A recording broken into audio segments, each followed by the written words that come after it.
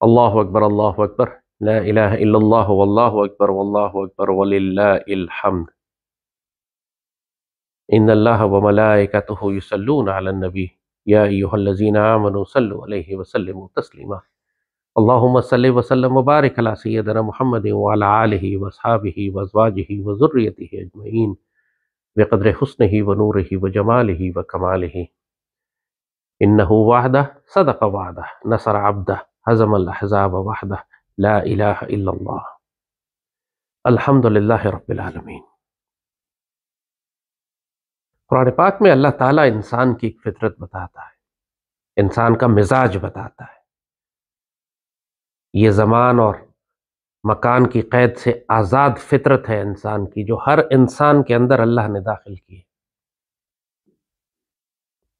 ہر انسان کے ساتھ یہ فتنہ رکھا گیا ہے،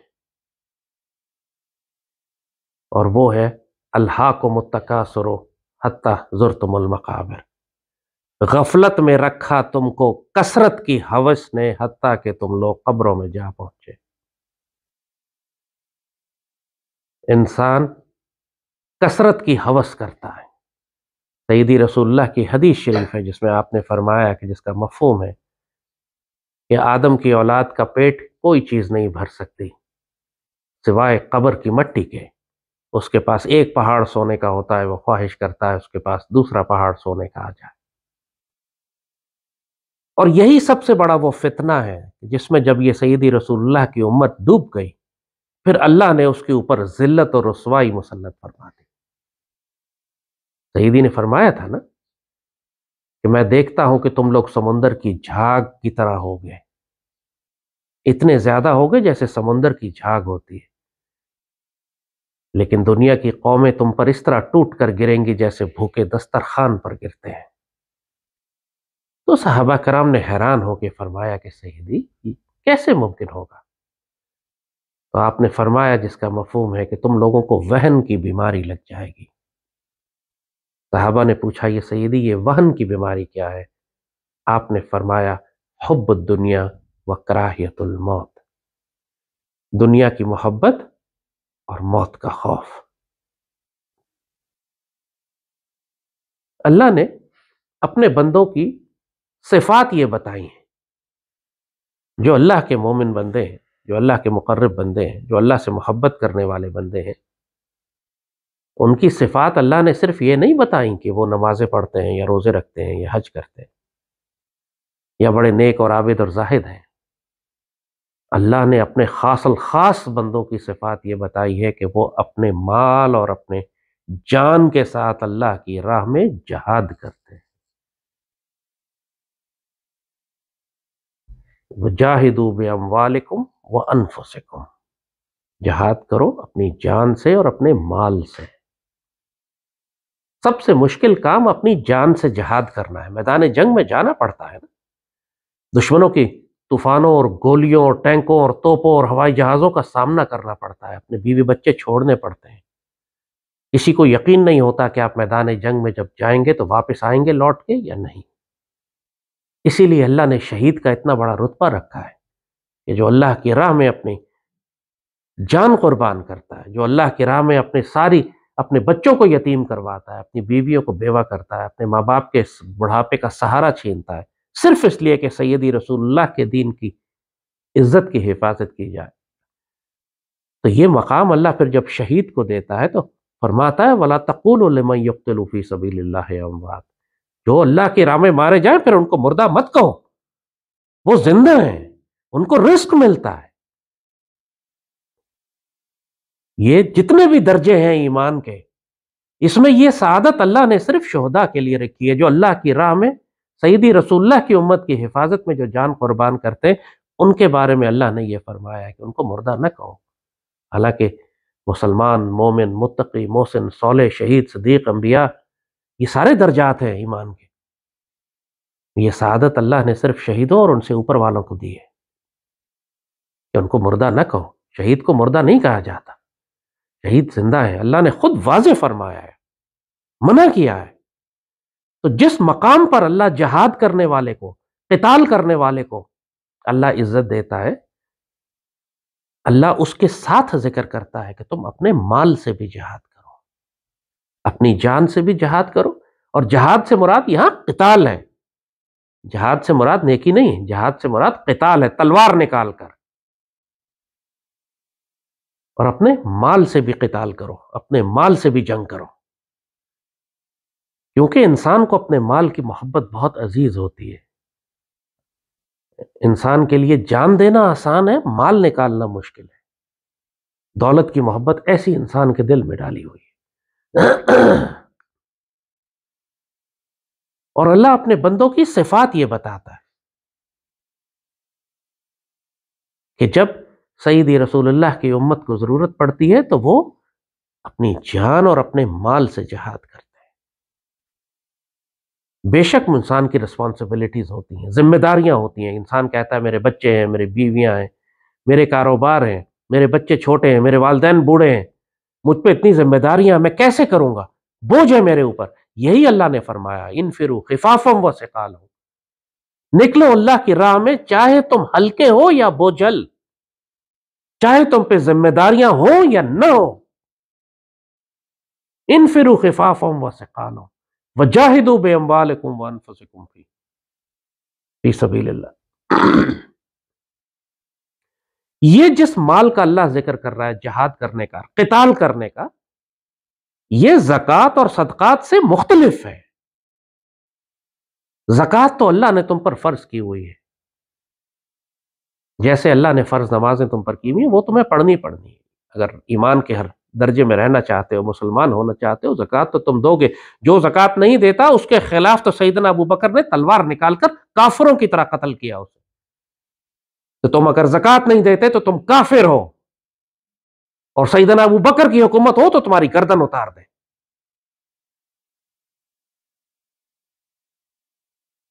اور زکوٰۃ اللہ نے کتنا ہلکا سا معاملہ رکھا ہے کہ جو مال تم نے جمع کیا ہوا ہے سارا سال پڑا رہا، تم نے نہ استعمال کیا، نہ صدقہ کیا، نہ خیرات کیا، نہ کاروبار میں لگایا، نہ تجارت کی، نہ اس کو معاشرے میں پھیلایا، اس میں سے 2.5% نکال دو، تھوڑی سی زکوٰۃ. یہ فرض ہے. لیکن ایک مسلمان کو ترغیب اللہ نے کی کہ یتیم کو کھانا کھلاؤ، مسکین کی تواضع کرو، صدقات کرتے رہو. کیا تم نے اس شخص کو دیکھا، ارایت الذی یکذب بالدین، کیا تم نے اس شخص کو دیکھا جو دین کی حقیقت سے ہی واقف نہیں ہے، جانتا ہی نہیں کہ اللہ نے دین میں کیا حکمت، کیا حقیقت رکھی. ارایت الذی یکذب بالدین فذلک الذی یدعو الیتیم ولا یحض علی طعام المسکین. یہ وہ ایسا ناپاک اور پلید شخص ہے جو یتیموں کو دھکے دیتا ہے، رسوا کرتا ہے، اور مسکینوں کو کھانا نہیں کھلاتا. یہ جس صدقہ کا اللہ ذکر کر رہا ہے یہ صدقہ ہے، یہ خیرات ہے. تم روزے نہیں رکھ سکتے، اللہ قرآن میں کہتا ہے کہ روزے نہیں رکھ سکتے تو مسکینوں کو کھانا کھلا دو کفارے کے طور پہ. اگر تم مریض ہو، تم بیماری ہے، تم سفر میں ہو، تم سے روزے چھوٹ جاتے ہیں، مسکینوں کو کھانا کھلا دو. یہ صدقہ ہے، یہ کفارہ ہے آپ کے روزے نہ رکھنے کا. یہ اللہ کی راہ میں جہاد نہیں ہے، یہ زکوٰۃ نہیں ہے، یہ آپ کے گناہوں کا کفارہ ہے. فرمایا کہ گناہ کر دو تو صدقہ کرو، کہ صدقہ اللہ کے جلال کو ٹھنڈا کرتا ہے. کسی کی جان خطرے میں ہو، تھوڑا صدقہ کر دو، یتیم بیوہ مسکینوں کو کھانا کھلا دو، کسی کے گھر راشن دے دو، تھوڑا سا اپنا مال خرچ کرو، اور پھر اللہ سے دعا کرو. اللہ پھر تمہاری دعائیں قبول کرنے والا ہے. اللہ کا جلال کم ہوتا ہے جب تم صدقہ کرتے ہو. تو یہ صدقہ ہے، یہ یتیموں بیواؤں مسکینوں کی کفالت ہے، یہ تمہارے گناہوں کا کفارہ ہے. مگر یہ اللہ کی راہ میں جہاد نہیں ہے. اللہ کی راہ میں جہاد ایک بالکل مختلف درجہ ہے. یہ وہ درجہ ہے کہ جو اللہ نے مجاہدین کے لیے لکھا ہوا ہے، جو تلوار سے قتال کرتے ہیں اور قتال کرنے والوں کی حمایت کرتے ہیں، ان کے ساتھ کھڑے ہوتے ہیں، ان کی خاطر اپنا جان اور اپنے مال لگاتے ہیں. اسی لیے سیدنا عثمان غنی کہلاتے ہیں. وہ زکوٰۃ دینے کی وجہ سے غنی نہیں کہلائے، وہ اس لیے زکوٰۃ غنی نہیں کہلائے کہ آپ نے کچھ صدقہ خیرات کر دیا. آپ غنی اس لیے کہلائے کہ آپ اپنے قافلے کے قافلے سیدی رسول اللہ کی خدمت میں اور امت کی بحالی کے لیے اور مسلمانوں کی مدد کرنے کے لیے جو کماتے تھے، قافلے پہ قافلے سونے اور چاندی اور مال کا سیدی رسول اللہ کی خدمت میں لا کے تقسیم کر دیتے تھے کہ یار سیدی رسول اللہ یہ تحفہ قبول فرمائیے، سیدی کی امت کی حفاظت کے لیے ہے، یہ ہے جہاد بالمال، اس لیے آپ غنی کہلائے۔ سیدنا ابوبکر صدیق نے تصدیق فرمائی سیدی رسول اللہ کی، واقع معراج کے بعد جب پوری دنیا مذاق اڑا رہی تھی، اس تصدیق فرمانے کی وجہ سے آپ صدیق کہلائے۔ اور سیدنا عثمان غنی غزوات اور جنگوں کے موقع پر قافلے کے قافلے پیش کرتے تھے، اس لیے آپ غنی کہلائے۔ غزوہ تبوک کا شاید موقع تھا، وہ ایک غزوہ تھا، سیدی رسول اللہ نے تمام مدینے کے مسلمانوں کو، مہاجرین انصار سب کو اکٹھا کیا، فرمایا کہ غزوے کے لیے سامان چاہیے، ظاہر ہے جنگ کرنے کے لیے گھوڑے چاہیے، ہتھیار چاہیے، وسائل چاہیے، تلواریں خریدنی ہیں۔ جب جنگ ہوتی ہے تو جنگ کے وسائل مہیا کرنے پڑتے ہیں، بہت سارے مجاہدین ہیں۔ اس وقت بھی قرآن میں ذکر ہے کہ وہ سیدی رسول اللہ کے پاس آئے، کہتے ہیں سیدی ہم حاضر ہیں اپنی جان سے جہاد کرنے کے لیے، لیکن ہمارے پاس وسائل نہیں ہیں۔ تو سیدی نے ان کو واپس لوٹا دیا یہ کہہ کر کہ میرے پاس بھی وسائل نہیں ہیں، وہ سواری نہیں ہے، کوئی گھوڑا نہیں ہے، کوئی اونٹ نہیں ہے جس پر میں تمہیں سوار کر سکوں۔ اور وہ مسلمان واپس لوٹ گئے جب ان کی آنکھوں سے آنسو بہہ رہے تھے۔ قرآن نے پورا واقعہ بیان کیا ہے، یعنی وہ پورے جذبے کے ساتھ سیدی کے پاس آئے کہ ہم جہاد پہ جانا چاہتے ہیں لیکن ہمارے پاس وسائل نہیں ہیں۔ سیدی نے فرمایا میرے پاس بھی وسائل نہیں ہے کہ میں تمہیں کچھ دے سکوں۔ تو وہ واپس لوٹے اس حالت میں کہ ان کی آنکھوں سے آنسو بہ رہے تھے۔ قرآن بڑا خوبصورت ان کی کیفیت بیان کرتا ہے، پڑھ کر انسان کو رونا آتا ہے۔ تو مجاہدین کے لیے وسائل، بہت دفعہ ہوا کہ خود سیدی رسول اللہ کے پاس وہ وسائل نہیں تھے، تو سیدی نے مسلمانوں سے کہا جب ضروری مہم تھی، نعوذ باللہ یہ چندہ مانگنا نہیں ہے۔ آج ہم فلسطین کے لیے جب مسلمانوں سے کہتے ہیں، کچھ کمینے اور ذلیل اور ناپاک لوگ ہمیں کہتے ہیں لو آپ بھی چندہ مانگنا شروع ہو گئے۔ جب ہم کہتے ہیں کہ ہمارے مشن کے لیے، اس مشن کو چلانے کے لیے، براس ٹیکس کے لیے آپ اپنا حصہ ڈالیں اس جہاد میں، تو وہ کہتے ہیں لے آپ بھی بھکمنگوں کی طرح مانگنے پر آ گئے۔ یہ بد نصیب لوگ ہیں جو ایسی بات کرتے ہیں، یہ وہ لوگ ہیں جن کے بارے میں اللہ نے کہا ہے، جس طرح قارون کے بارے میں حضرت موسیٰ علیہ السلام نے قارون کو کہا تھا وَأَحْسِن كَمَا أَحْسَنَ اللَّهُ عَلَيْكَ، اچھائی کرو جیسے اللہ نے تمہارے لیے اچھائی کی ہے۔ تو اس نے کہا اللہ نے کوئی اچھائی نہیں کی، میں نے اپنے زور بازو پہ کمایا ہے یہ سب کچھ۔ اللہ نے پھر اس کو، قرآن میں یہ پورا واقعہ لکھا ہے کہ اس کو مال سمیت زمین میں دھسا دیا۔ کہتے ہیں کہ اس کے صرف خزانے کی چابیاں 40 اونٹوں پر آتی تھی۔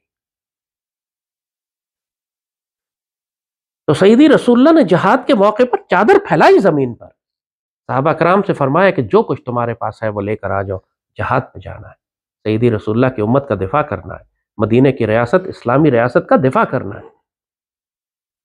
وہ واقعہ مشہور آپ کو معلوم ہے، سیدنا ابوبکر صدیق اپنے گھر کا پورا سامان لے کر آ گئے، اور وہ علامہ اقبال نے اس پورے واقعے کو اپنی نظم میں بیان کیا ہے کہ جب ان سے پوچھا گیا، سیدی رسول اللہ نے پوچھا کہ صدیق اپنے گھر میں کچھ چھوڑ کر آئے ہو؟ تو صدیق نے فرمایا کہ صدیق کے لیے اللہ اس کا رسول بس۔ علامہ اقبال کی نظم ہے پوری اس کے اوپر۔ سیدنا عمر نے فرمایا کہ آج تو میں سیدنا ابو بکر کو پیچھے چھوڑوں گا ہی چھوڑوں گا، ہر دفعہ وہ مجھ سے سبقت لے جاتے ہیں نیکی کرنے میں، تو اپنے گھر کا آدھا سامان اس کے برابر وہ لے کر پہنچے۔ جب دیکھا تو سیدنا ابو بکر پورا سامان لے کر آئے۔ ہر صحابی نے اپنی صلاحیت کے مطابق، بلکہ اس سے بڑھ کر جو کچھ اثاثے اس نے جمع کیے تھے، جو تھے کسی کے، جس کے پاس جو تھے وہ لے کر آ گیا۔ ظاہر ہے پھر ان اثاثوں کو فروخت کر کے مال پیسہ لیا جائے گا، پھر اس پیسے سے اسلحہ خریدا جائے گا یا گھوڑے خریدے جائیں گے، جو بھی۔ ایک صحابی کے پاس کچھ بھی نہیں تھا، اتنے مسکین تھے کہ کھانے کو نہیں تھا۔ تو وہ ایک یہودی کے پاس گئے کہ میں تمہارے کھیت میں ساری رات کام کرتا ہوں، صبح سیدی رسول اللہ نے فرمایا کہ جس کے پاس جو ہے وہ لے کر آ جائے۔ اس نے ساری رات، اس صحابی نے ساری رات اس یہودی کے کھیت میں کام کیا،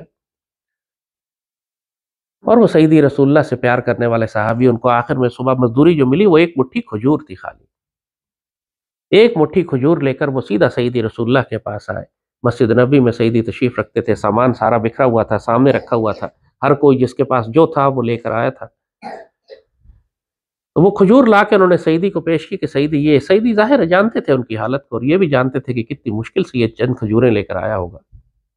سعیدی نے وہ کھجوریں لی اور سارے سامان کے اوپر بکھیر دیں اور فرمایا کہ سارے سامان سے زیادہ قیمتی یہ کھجور ہے۔ بات یہ نہیں ہے، لوگ مجھے بھیجتے ہیں غزہ کے لیے، فلسطین کے لیے، کوئی 500 روپے بھیجتا ہے، کوئی 300 روپے بھیجتا ہے، کہتے ہیں یہ بہت تھوڑی سی رقم ہے، ہمارے پاس یہی تھے۔ مجھے وہی مدینے والے صحابی یاد آتے، جس کے پاس جو تھا وہ اس نے دے دیا۔ ان بچوں سے میں کہتا ہوں یہ تھوڑے نہیں ہیں، تم نہیں جانتے یہ بہت ہے، اللہ اس کے رسول صلی اللہ علیہ وآلہ وسلم کی نگاہ میں یہ بہت ہے۔ تم ارب پتی ہو اور اس میں سے تم 1000 روپے 1,00,000 روپے نکال کر دے دو، کوئی فرق نہیں پڑتا، اس کی کوئی حیثیت نہیں ہے۔ اور تمہارے پاس ایک مٹھی کھجور ہو اور تم وہی لا کر دے دو، اللہ کو یہ زیادہ محبوب ہے۔ تم نے اپنی قربانی کتنی دی، اللہ یہ دیکھتا ہے۔ تم نے خود کتنی تکلیف اٹھائی، اللہ یہ دیکھتا ہے۔ احسان نہ کرو اللہ پر کہ تم جو زکوٰۃ تم نے نکال کر اپنے محلے میں تقسیم کرنی تھی، اپنے رشتہ داروں کو اور غریبوں کو اور آس پاس لوگوں کو دینی تھی، وہ تم غزہ بھجوا دو، اور اللہ پر احسان کرو کہ میں نے غزہ کے لیے بڑے پیسے بھجوائے۔ غزہ زکوٰۃ چلی جائے گی، وہاں بھی صدقات چلے جائیں گے، مسکین وہاں بھی ہیں بھوکے، لیکن غزہ کی اصل مد جو ہے وہ اللہ کی راہ میں جہاد ہے، مال سے جہاد ہے۔ وہ مال جو، اسی لیے اللہ نے فرمایا ہے نا قرآن میں کہ تم کو قل ان کانا آباؤکم و ازواجکم، وہ پوری آیت جو قرآن کی ہے کہ تم کو تمہارے ماں باپ اور تمہاری جائیدادیں اور تمہاری تجارتیں اور تمہارا مال اور تم نے جمع کیا ہے، وہ تمہیں اللہ اس کے رسول کی راہ میں جہاد سے زیادہ عزیز ہے، تو دفع ہو جاؤ فتربصوا۔ ہوتا یہی ہے، جب جہاد کا وقت ہوتا ہے تو انسان یہی سمجھتا ہے جی ہم فلسطین والوں کے لیے دعا کر رہے ہیں، اللہ وہ دعا تمہارے منہ پہ مارے گا اگر اس دعا کے ساتھ تم نے کوئی عملی طور پر فلسطین کے مسلمانوں کی مدد نہیں کی۔ اگر تم میں صلاحیت تھی مدد کرنے کی، پاکستان کے حکمران جب یہ کہتے ہیں مسلمان دور کے ہمیں بہت تشویش ہے، تو اللہ یہ تشویش ان کے حلق سے گزار دے گا جہنم کے شعلوں کے ساتھ، انگاروں کے ساتھ، یہ صلاحیت رکھتے ہوئے صرف تشویش کا اظہار کر رہے ہیں۔ یا ارب پتی کھرب پتی پاکستانی بستے ہیں جنہوں نے پوری دنیا میں جائیدادیں بنائی ہوئی ہیں، 1 روپیہ ابھی تک انہوں نے فلسطین کے لیے نہیں بھیجا۔ یہ سارا مال جو انہوں نے جمع کیا ہے یہ جہنم کی آگ ہے جو یہ اپنی اور اپنی اولاد اور نسلوں کے لیے جمع کر کے رکھے ہوئے ہیں۔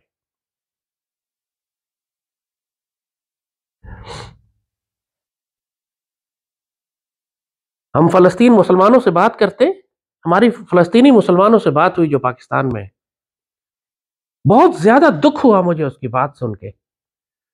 کہتا ہے میں پاکستان کی ساری اشرافیہ سے ملا، پاکستان کے پیسے والے لوگوں سے ملا، پاکستان کے سیاستدانوں سے ملا، پاکستان کے حکمرانوں سے ملا، اور کوئی ایک فرد مجھے ایسا نہیں ملا جو فلسطین اور مسلمانوں کے لیے درد رکھتا ہو۔ اِنَّ لِلَّهِ وَإِنَّ إِلَيْهِ راجعون، یہ ایک فلسطینی مسلمان کہہ رہا ہے۔ کہتے ہیں پاکستان کے پھر میں غریب طبقے کی جانب گیا کہ شاید ان میں کوئی احساس کرنے والے ہوں، یہ امیر لوگ ہیں، دنیا دار ہیں، دنیا میں ڈوب گئے، تو غریب طبقے کا حال بھی میں نے وہی دیکھا کہ وہ اپنی روٹی روزی میں اتنا مصروف ہے، اس کو سیدی رسول اللہ کی امت کی کوئی پرواہ ہی نہیں۔ اور یہ اس فلسطینی مسلمان کا پاکستانیوں کے بارے میں بیان، کہتا ہے پوری مسلم دنیا میں اتنی غافل اشرافیہ میں نے نہیں دیکھی جتنی پاکستان میں، اتنی خود غرض اشرافیہ میں نے نہیں دیکھی جتنی پاکستان میں، اور اتنے جاہل اور بے وقوف عوام میں نے نہیں دیکھے جتنے پاکستان میں۔ کہتا ہے صرف تھوڑی سی ایک بیچ میں ایک طبقہ ہے، ظاہر ہے مڈل کلاس تھوڑا سا ہوگا، کیونکہ ہم تو فلسطین کے لیے جمع کر رہے ہیں نا، پہلے حکومت پاکستان کے ذریعے بھی ہم بھجواتے رہے، پاک فضائیہ کے طیاروں کے ذریعے بھی ہم نے سامان بھیجا، الخدمت والوں کے ذریعے بھی سامان بھجوایا، لیکن وہ سارا سامان تو ریگستان میں کھڑا ہو گیا جا کے، اور وہ بھی حکومت پاکستان نے بھیجا، پاکستانی عوام نے، پاکستانی قوم نے، پاکستانی سیاستدانوں نے، یہ پارٹیاں جو اربوں خربوں روپے والے ہیں، پاکستانی سرمایہ دار، پاکستانی تاجر، پاکستانی ارب پتی، Pakistani industrialist, Pakistani housing schemes بنانے والے جو خربوں اربوں روپے کے پلازے کھڑے کر رہے ہیں، کیا ان میں سے کسی نے اکٹھا کر کے اہل فلسطین کے لیے کچھ بھجوایا؟ ہم جمع کر رہے ہیں اہل فلسطین کے لیے، اور یقین کریں، میں صاف بتا رہا ہوں کہ میرا جگر کٹ گیا. مجھے 300 روپے بھیجنے والے ہیں، 1000 روپے بھیجنے والے ہیں، 10,000 بھیجنے والے ہیں. اب تک سب سے بڑی رقم جو مجھے فلسطین کے لیے موصول ہوئی ہے 5 لاکھ روپے. 5 لاکھ روپے کوئی رقم ہوتی ہے؟ ایک موبائل فون آتا ہے 5 لاکھ روپے. اور یہ وہ مسکین مسلمان ہیں جو اپنے بہتر جو کر سکتے ہیں کرنے کی کو، لیکن یہ مسکین ہے سارے. یہ وہ مسکین ہے جن کے بارے میں سیدی رسول اللہ نے جن کو فرمایا تھا کہ تم جہاد میں شریک ہونا چاہتے ہو لیکن نہ تمہارے پاس وسائل ہے نہ میرے پاس وسائل ہے. اور وہ روتے رہے، آنکھوں سے ان کے آنسو گرتے رہے کہ سیدی ہمارے پاس وسائل ہی نہیں.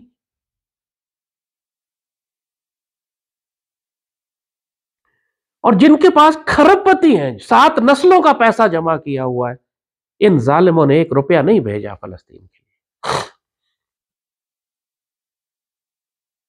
ہم ہر روز 8-10 لاکھ روپیہ فلسطین بھجوا رہے ہیں پاکستان کی جانب سے، مگر 22 کروڑ مسلمان ملکوں کا ملک کیا اہل فلسطین کے لیے صرف 8-10 لاکھ روپے روز اکٹھے کر سکتا ہے؟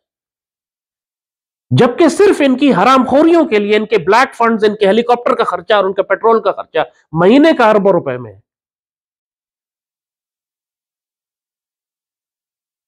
اپنی گاڑی کے ٹائر اور پوشش تبدیل کروانے کے لیے 4-4 کروڑ روپے کے کم وقت یہ بل منظور کرواتے ہیں. لیکن سیدی رسول اللہ کی امت کے بہترین حصے کے لیے، جس کو اس وقت جس پر ایسا قتل عام ہو رہا ہے کہ ہلاک خان انسان بھول جائے، اس کے لیے کچھ نہیں بھجواتے، اس کے لیے ان پر فالج گر جاتا ہے. یہ تمہیں نظر آتا ہے کہ ان پر اللہ کی لعنت پڑی ہوئی ہے. فلسطین تمہاری زکاتوں کے لیے نہیں ہے، فلسطین تمہارے صدقات کے لیے بھی نہیں ہے. فلسطین اللہ کی راہ میں بہترین جہاد ہے جو اس دور میں ہو رہا ہے.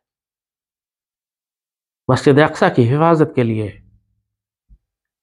سیدی رسول اللہ کی دعا لگی ہوئی ہے اہل فلسطین کو. کسی نے سوال کیا ہم سے کل کہ یہ کیا معاملہ ہے کہ کشمیری بھی 1947 میں ان کا مسئلہ کھڑا ہوا اور فلسطین کا مسئلہ بھی 1947 میں کھڑا ہوا،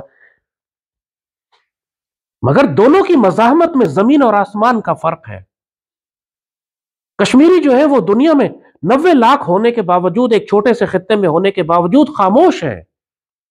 بہت تھوڑی سی جماعت ان میں کبھی کبھی اٹھتی ہے مزاحمت کرنے کے لیے اور اس کو دبا لیا جاتا ہے، اور یہ سب کے سب ظاہراً خوشحال ہیں اور نوکریاں کر رہے ہیں، سرکاری ملازمتیں کر رہے ہیں، اور لگتا نہیں کہ وہ بھارت سے کوئی آزادی لینا چاہتے ہیں. مگر اہل فلسطین پہ قیامت کے ظلم توڑے گئے. جو جو قتل عام ہوئے 48 سے لے کر آج تک، کم از کم درجنوں قتل عام ہوئے جس میں ہزاروں کے لاکھوں کی تعداد میں ان کو بری طرح شہید کیا گیا، ان کو مہاجر اپنے علاقے میں کر دیا گیا. کشمیر میں تو ایسا ہو نہیں رہا. یہ سب کچھ کرنے کے باوجود یہ مزاحمت کیوں کر رہے ہیں؟ اس کا ہم نے پھر ایک ہی جواب دیا کہ اہل فلسطین کو سیدی رسول اللہ کی دعا لگی ہوئی ہے.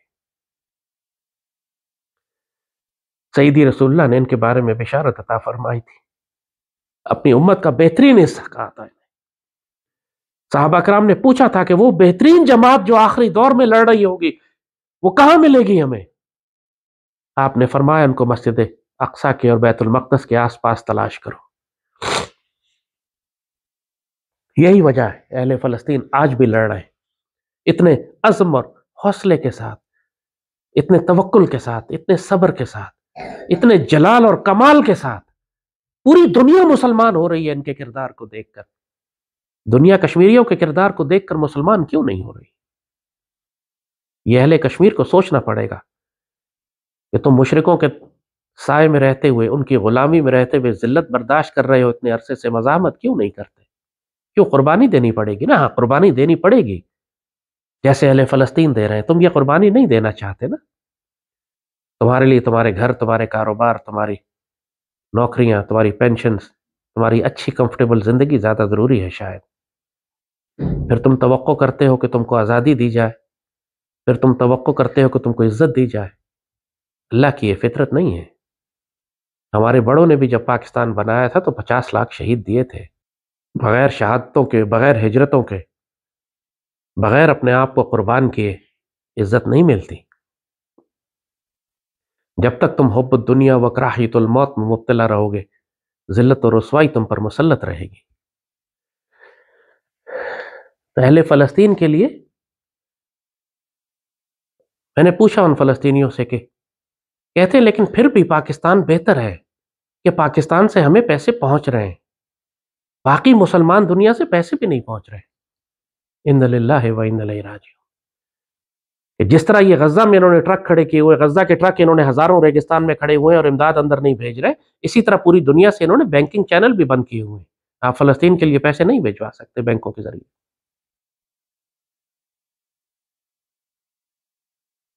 پوری دنیا میں انہوں نے پابندی لگائی ہوئی ہے، فلسطینیوں کے اکاؤنٹ سے پیسے جا ہی نہیں سکتے۔ اگر آپ کسی فلسطینی یا این جی او کے اکاؤنٹ میں بھی بھیج دیتے ہیں، چاہے رجسٹرڈ ہی کیوں نہ ہو، آپ کا اکاؤنٹ بلاک کرتے ہیں، وہ آپ پر پابندیاں لگتی ہیں۔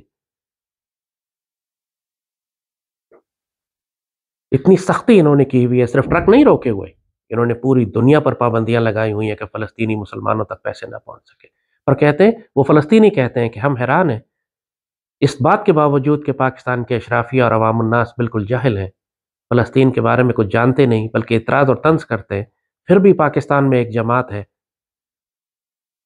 کہ جو تھوڑا بہت صحیح لیکن پیسے پہنچا رہی ہے۔ الحمدللہ وہ ویڈیوز بھی آپ دیکھتے ہیں کہ تھوڑا بہت ہی صحیح، اونٹ کے منہ میں زیرہ ہوتا ہے، بس وہ اس پانی کے قطرے کی طرح جو ابراہیم علیہ السلام کی آگ بجھانے کے لیے وہ چڑیا لے کے جاتی ہے۔ ضرورت تو اربوں کی ہے، ہم تو 5-6 لاکھ 7 لاکھ روز بھیجتے ہیں۔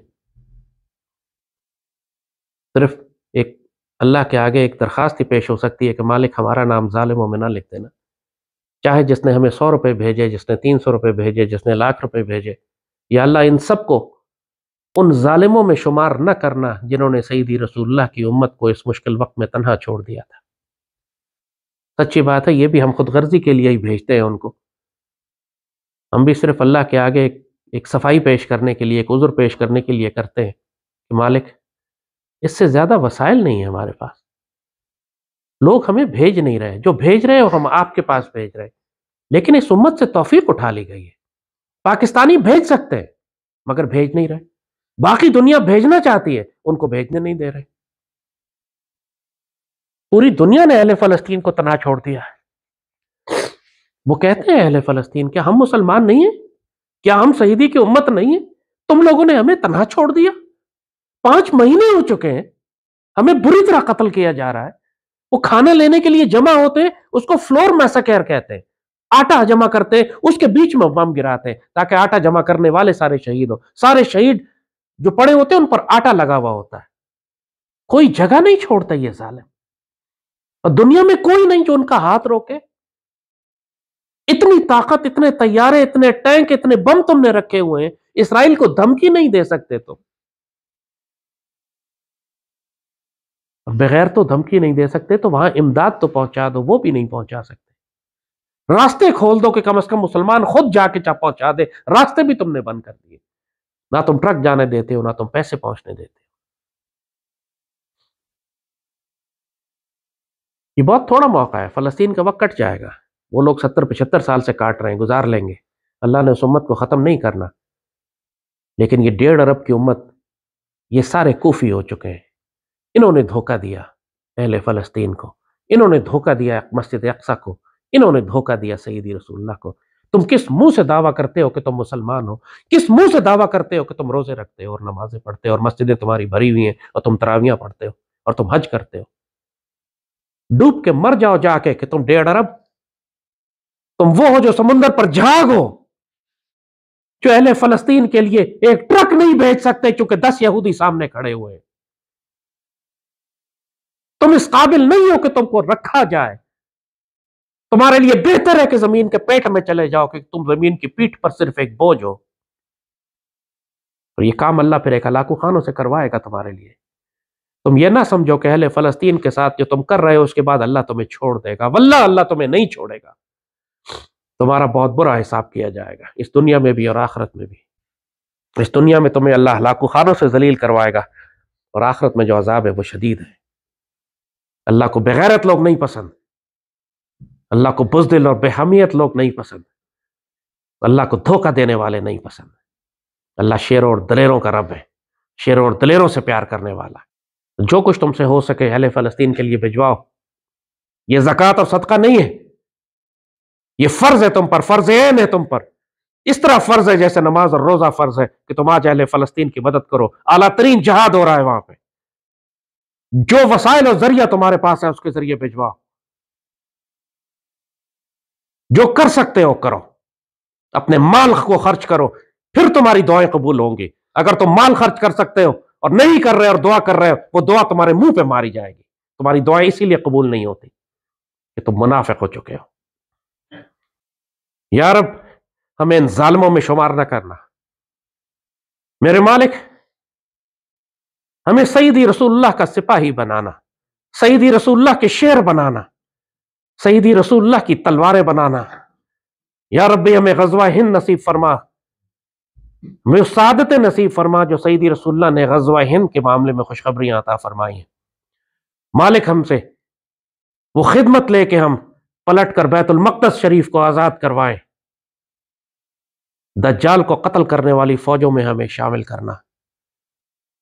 یا رب ہمیں اپنے فضل اور کرم سے خلافت منہاج النبوہ کی سعادت نصیب فرما، ہمیں حیات طیبہ عطا فرما، رزق کریم عطا فرما، اور حسن خاتمہ عطا فرما، اور شہادت کی موت عطا فرما۔